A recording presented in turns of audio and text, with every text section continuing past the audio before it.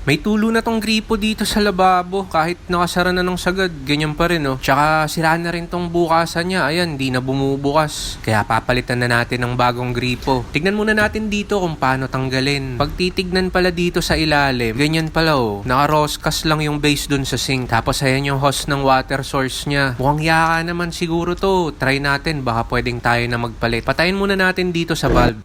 Gamit tayong yabe para luwagan to. Hanggang sa kaya nakamayin. Ito, kaya naman natanggalin kahit kamay lang. Yan.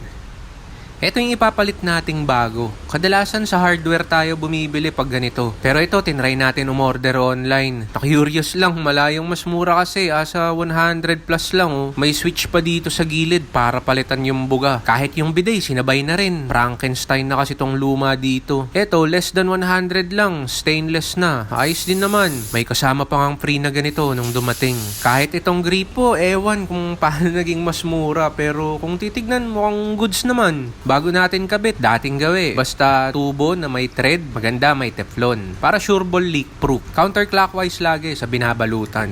Dapat same direction sa thread pag hinigpitan. Tutok muna natin, tapos eto na rin gamitin natin pangkalang dito. Lahat tayong tagahawak. Tsaka natin kabit tong pang mount sa ilalim ng sink. Sentro natin maigi bago higpitan ng todo para ayos tignan pag nakagitna.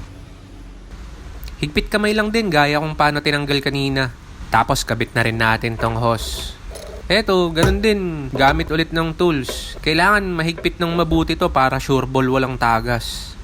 Yan. Bukas na natin tong supply valve.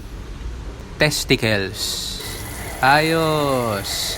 Try natin tong palit ng buga. Oh, pwedeng shower. Tapos pwedeng normal na gripo. Focus fire. AOE. Nice.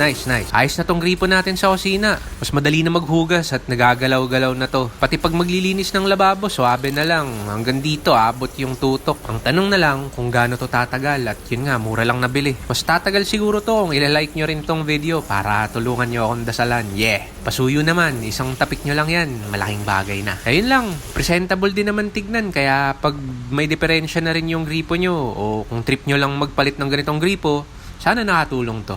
Salamat!